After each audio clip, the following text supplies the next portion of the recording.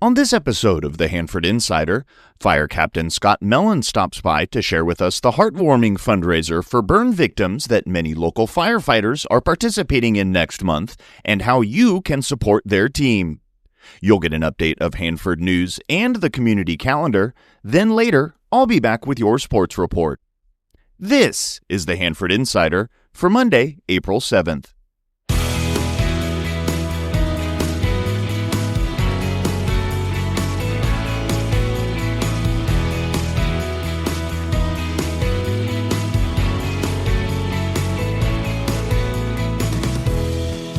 This is the Hanford Insider, the podcast where we dive into what makes our community tick.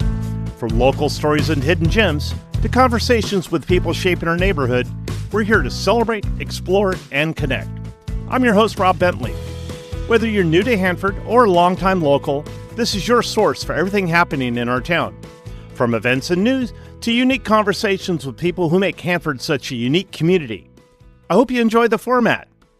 Let's take a look at this week's community news. This week, National Library Week is being celebrated by the Kings County Library. Check out their social media pages and website for details about all of the special activities being planned. The Cinderella Project of Hanford is currently accepting donations of new and gently used prom dresses, shoes, purses, or jewelry for the upcoming prom on May 3rd. Donations may be dropped off at the high school district office on Lacey Boulevard across from Carl's Jr. This is the last week of auditions to sing the national anthem at the Civic Auditorium's 100th birthday celebration on June 7th. Email your audition to hanfordinsider@gmail.com. Here are some things coming up on our community calendar. At the food truck takeover in the Civic Park this Wednesday, April 9th, the lineup includes Tacos San Marcos, Eldo's Bistro, and Travelin' Tom's Coffee. The trucks are open from 11 to 2 each Wednesday in the beautiful Civic Auditorium Park. On April 10th, there will be a National Crime Victims' Rights Week ceremony at the Koinonia Church beginning at 6 p.m.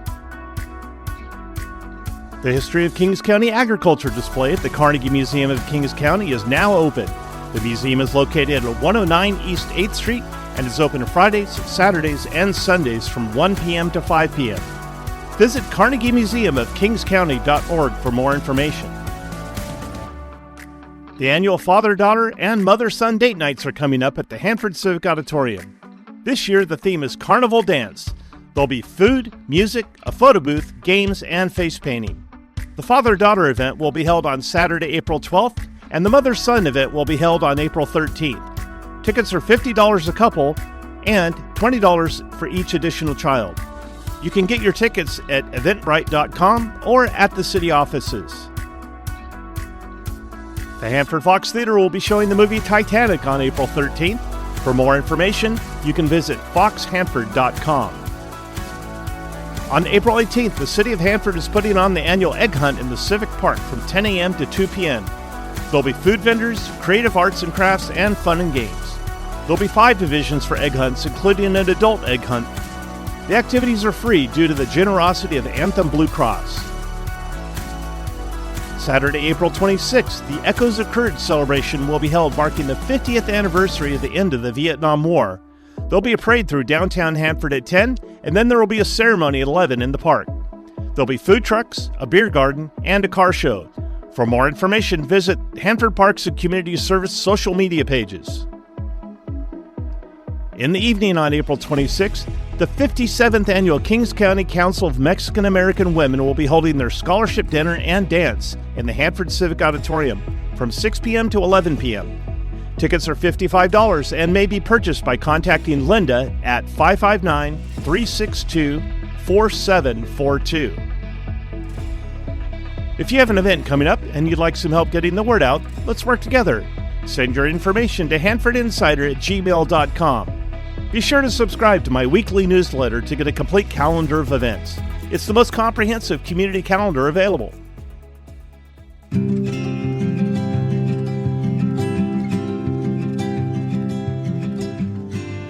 The Fresno Urban Run is a local 5K run coming up in downtown Fresno on Sunday, May 4th. And we're very privileged to have with us Captain Scott Mellon of the Hanford Fire Department, because the Hanford Fire Department is a crucial piece of this run and definitely a big part of it. Welcome to the show, Scott. Hi, Rob. Thanks for having me. So, Scott, this run is in Fresno, but we have a lot of local participants in it and definitely a lot of local sponsors we're trying to rally up. So can you tell us about the run and why you became involved with it? Absolutely. In fact, Hanford Fire has been involved with the run since the inception. The very first Fresno Urban Run was held in 2014. And myself, Isaac Buller, who formerly Hanford Fire, currently with Porterville Fire, and then the COS, the College of the Sequoias Fire Academy, joined us out at the inception of this run to generate awareness and goodwill for the fire service. We decided to run this race in our turnout gear, which any race just in all of our gear that we wear as firefighters would be difficult enough. But this race entails running through Chancey Park, the ballpark up there, doing every stair in the stadium, running 6 stories up a parking garage and then back down, and then doing 10 flights of stairs in the Grand Tower. So we thought it'd be a great chance to test ourselves physically, also just create goodwill and awareness of the fire service and the things that we do in the community, and then also promote the College of Sequoias Fire Academy, who has a tremendous program right there in Hanford. They're right near Sierra Pacific High School. They're out there at the satellite campus for COS. And so that's how I got involved in it. And I had such a good time and such a great response. The first year, I decided to continue to run that race annually in my turnout gears. So since 2014, I've run this race every May up there in Fresno. It's extended every year. They just kept making it longer to what it is now. So it's a full 5K. I do it in all my gear, just like I wear it at work. The last part, when I go up 10 flights of stairs, I go on air, I put on my mask and my air tank. It's just a way of holding myself accountable to the stresses and physical fitness requirements of the job. It's something fun. And then it was in 2019 that I decided to start using the race to generate fundraising for the Alisa and Ruch Burn Foundation. So I called on the fire academies, Fresno City College and the COS Fire Academy, to help me raise funds for the Alisa and Ruch Burn Foundation, a statewide foundation that helps burn prevention awareness and also survivor support services, including Champ Camp, which is held right in the Central Valley every year, the largest camp for burn survivors in North America, ages 5 to 18. So that's kind of how it just became something I started doing, and I didn't want to stop. And now I'm trying to use it to generate funds for a great organization and also promote goodwill for our local academies. So what does the team look like for this year? How many participants on the firefighter team have you rounded up so far? So last year was our highest participation of firefighters in gear. I call it the turnouts, or the turnout in turnouts. And we had over 50 participants. This year, I anticipate even more. COS Fire Academy, class 2143, and Fresno City College, class 63, have all committed their members. So we're looking at least 50 just from the fire academies. And I've had participation from Porterville Fire, Hanford Fire, Fresno Fire, Clovis Fire, Sanger Fire, Selma Fire, North Central, Fresno County, and then as far as satellites like Seaside, and we even had people from Farmersville. The race has really become synonymous with the fire service, which has been a really, really neat thing to see grow. So I'm anticipating our largest turnout yet. So tell me a little bit more about that then. It's not specifically geared towards the firefighters, but you have definitely become an important part of that. What has been the reception of the other runners and spectators in the activity? So the race itself has been such great hosts to having us out there. Again, we didn't want to be in the way. We didn't want to compromise anybody else's day while they were out there going out and enjoying this fun run. So we worked with the race. They let us start the race. So we have the flag salute, and Then right after that, the firefighters get to start the race. So that way we make sure we're out of the stadium before the elite runners start their run. So we don't impede on anybody. And it's really, really great to see the reception that the public has for its public servants. So traditionally, the fire service has always been very well regarded by the public. And I stress to these fire cadets, these men and women who are starting their fire service career, I said, this is what the public thinks of us, and you are now ambassadors for that. So I press upon them being good stewards of the goodwill that we have in the community, and that's really on display during this race. We're very well received. We're very gracious to have such a good reception, and we're very, very thankful and appreciative of our public support. We couldn't do this job if it wasn't for that kind of support that we have. For sure. Hey, let's get back to the Champ Camp. I've heard a lot of great things about that program up in the mountains. It gives children and adults of burn victims being able to participate. Share with us a little bit about your involvement in that and why that ministry is so important. Absolutely. So to say things like this are life-changing sometimes sounds cliche, but I can tell you that it changed my life. I became aware of the Alisa and Ruch Burn Foundation and what they do, their work with burn survivors. This was around 2015. I was very young in my career, and I was exposed to the camp through Wonder Valley Ranch, which is where they host the camp. It's up in Sanger area near Piedra. And I became involved with the chili cook-off. They do a chili cook-off, then they invite fire departments to come in and make a bunch of chili for a bunch of crazy kids. And so once I got a chance to do that, it opened my eyes to the magic of camp. And what camp is a camp. It's a week-long summer camp held here locally in the Central Valley for burn survivors ages 5 to 18. The families that participate in this program do so at no cost, which is where the fundraising aspect comes in. It costs about $1,200 per kid to send a kid to camp for a week.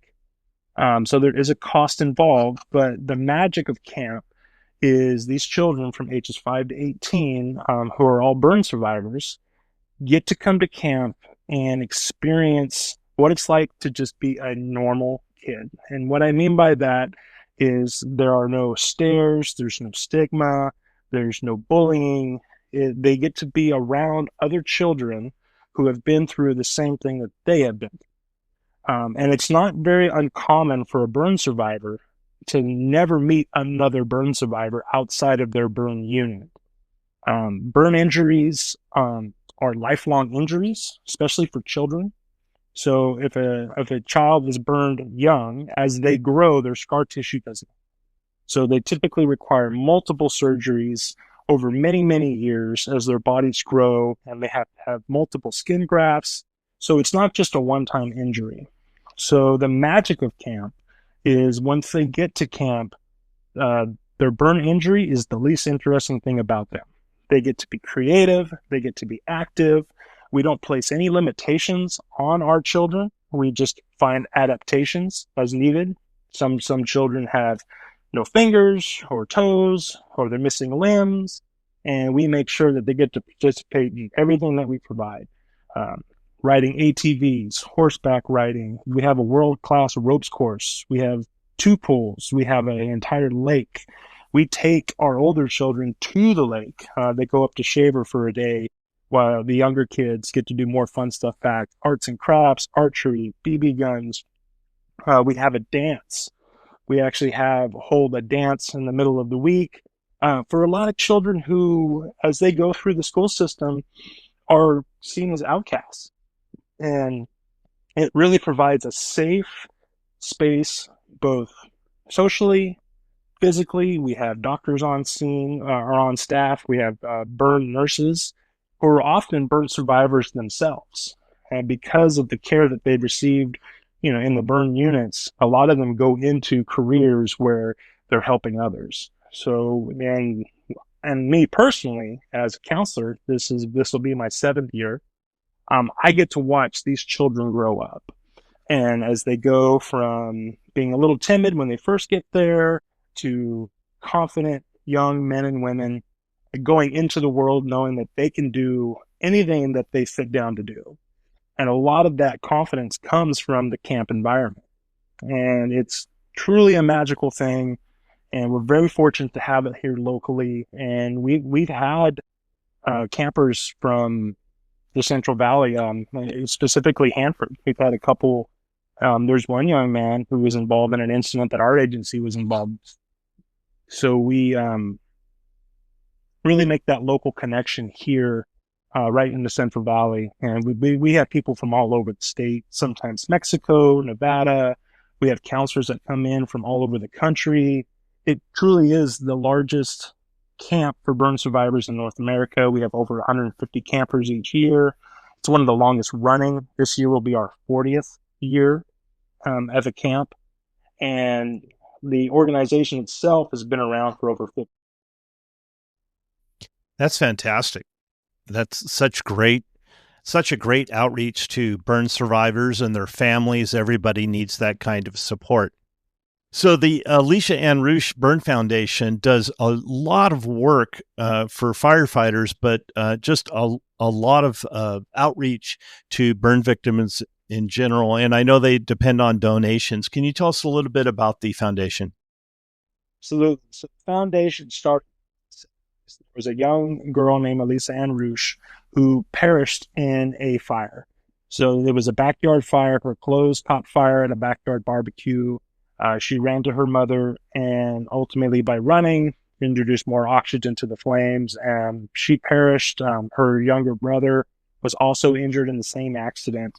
So to commemorate young Alisa Ann, the family decided to start this foundation. They also partnered with LA City Fire and creating the Stop, Drop, and Roll burn prevention program.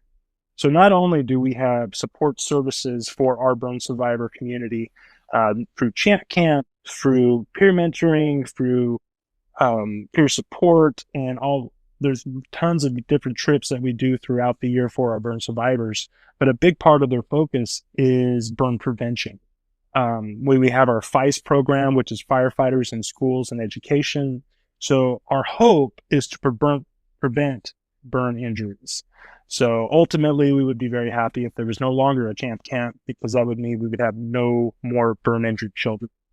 And then it's not just for our children survivors as well, because you have two different types of injuries. When you're young, you grow with your injury. When you're an adult, there's a loss of identity that comes from moving into a new space in life, dealing with your burn injury. And we also have support services for our adults as well. So it's one of those things where the community is very tight-knit, because it truly is kind of a unique injury that requires a lot of different things that are very costly, very expensive, and very traumatic. So, but we try to make sure that it does not define our survivors. It's something that they have, and it's something that they deal with, but it's not who they are. Because I can tell you from personal experience, these kids are just so much more than whatever it is that happens. Absolutely. Well, the run is coming up on Sunday, May 4th, and I know you need sponsors. You'd appreciate donations. How can they donate to your team, or maybe make a donation for the foundation or Champ Camp? Can you give us some contacts on that? So glad you asked me that, Rob, because our foundation is entirely funded through donations, and it costs about $1,200 in order to send one child to camp. Our fundraising race has been very successful so far. Since I started it in 2019, we raised almost $100,000 through our donations and our donors. Wow. So we are so thankful and so appreciative for what we've been able to generate so far, and we're continuing to do that. Currently, our current total right now is about almost $11,000 between the two fire academies. And you can go to, here's the link, givebutter.com. That's givebutter.com / Fresno Urban Run 2025. And on that page, you have links to donate to your favorite fire academy, either Fresno City College Class 63 or College of the Sequoias Fire Academy 2143. You can donate anonymously to the cause. You can donate to Hanford Fire. I'm also raising money at this point, and I've never been able to beat the Fire Academy, but I'm trying my best every year. They typically tend to raise more money than I do because there's more of them. But that's why I started it with the Fire Academies. I wanted a little bit of friendly competition. Firefighters tend to be a competitive bunch, and we like to see what we can do and push ourselves to do so. And I'm asking these young men and women to stretch a little bit because, given this day and age, donations can be tough to come by. Volunteerism overall is down. Fundraising is difficult because we understand just how hard it is for everybody these days just to make ends meet. So we're really appreciative for anything that you could possibly give or donate. It really, really goes a long way into improving the lives of burn survivors and also working towards our ultimate goal of burn prevention in our communities locally. Well, thank you, Scott, and the rest of your team for all the work that you do for the Burn Foundation and the Champ Camp. And we're looking forward to following up with you after the run to see how much money you raised. And I'll be sure to put the donation links in the show notes so that if you didn't get a chance to write that down, it'll be in the show notes and you can click on the link, and I'll put it in the newsletter for the Hanford Insider newsletter. And it's a wonderful opportunity to serve. And Scott, I can't thank you enough for coming on the show and sharing about this.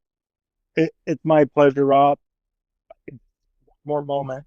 I truly want to thank the citizens of Hanford. So I've been a part of the Hanford Fire Department now for over 15 years. It is the first department that hired me. I live up in Fresno area. I live in Clovis. But Hanford has become near and dear to my heart. And a big part of that is the citizens there in that lovely, lovely town. I truly, truly appreciate the goodwill that town has shown its fire department. Me personally, I love interacting with our citizens, much more so in this kind of environment than on scene of an emergency. But it's my honor and my pleasure to be able to serve this community. And I just want to make sure I have this moment to say thank you to as many of them as I can. All right. Thanks, Scott.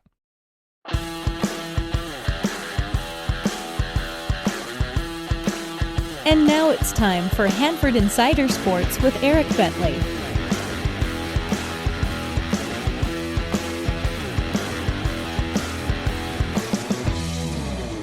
We'll start with softball, where Hanford West picked up a pair of wins to start league play 2-0.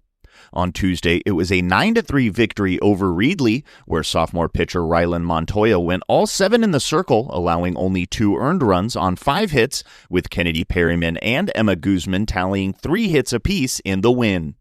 In Friday's showdown at Selma, the Huskies jumped out to an early lead thanks to an 11-run first inning, and despite the Selma offense showing life late, it was Hanford West coming away victorious 19-11. The 19 runs on 22 hits was the largest output of the season in both categories for the Huskies, as they improved to 11-2 overall and will face Kingsburg in league action this week before heading up to Clovis for a big weekend at the Clovis Easter Classic.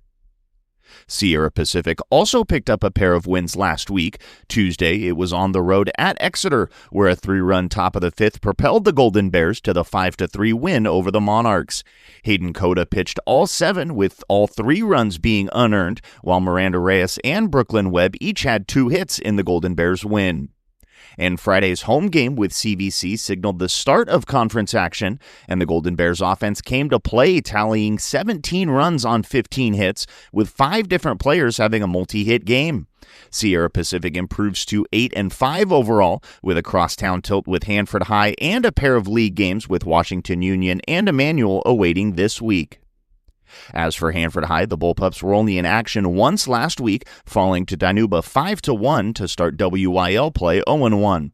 The Bullpups will clash with Sierra Pacific on Monday before returning to league play at Tulare Union and Tulare Western later in the week.